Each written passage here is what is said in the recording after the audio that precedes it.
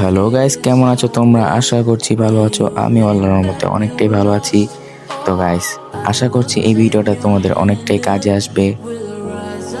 তোমরা মোবাইল দিয়ে কিভাবে পিসির মতো স্মুথলি স্নাইপিং করতে পারবে সেটা নিয়ে আজকের ভিডিওটা। আশা করছি ভিডিওটা তোমাদের কাছে অনেকটাই ভালো লাগবে। ভিডিওটা ভালো লেগে থাকলে একটি লাইক এবং সাবস্ক্রাইব করতে ভুলবে না। ভিডিওটা স্কিপ না করে শুরু থেকে শেষ পর্যন্ত দেখতে থাকুন।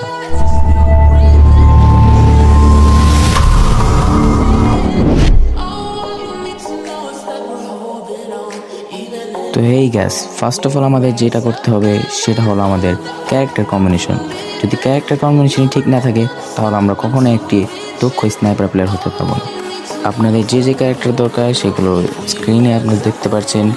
মোকো, স্কাইলার, লরা এবং রাফেল, এই সবগুলো ক্যারেক্টারই আপনাদের জন্য জরুরি।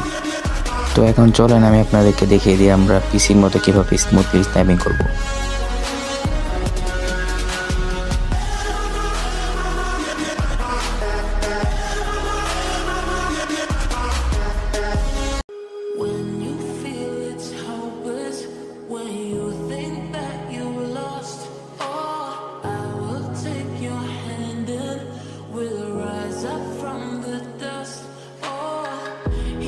তো প্রথমে আমি আপনাদের যেটা বলবো সেটা হলো আপনাদের 3 ফিঙ্গারে শিফট হতে হবে, কারণ একজন স্নাইপার প্লেয়ারের 3 ফিঙ্গারে শিফট হওয়াটা অনেকটা পরিমাণে জরুরি,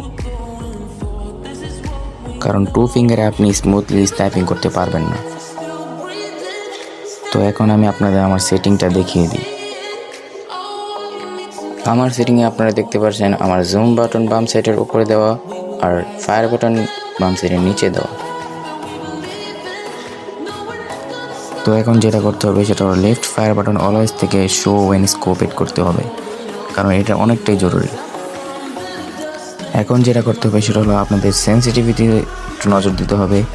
স্নাইপার স্কোপ 1 থেকে 150 পর্যন্ত রাখলেই হবে।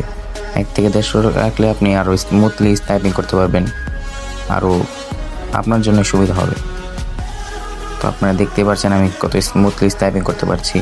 আর আমি আপনাদের আগেই বলেছিলাম আপনাদের 3 ফিঙ্গারে শিফট হতে হবে, না হলে আপনি কখনোই একজন দক্ষ স্নাইপার প্লেয়ার হতে পারবেন না।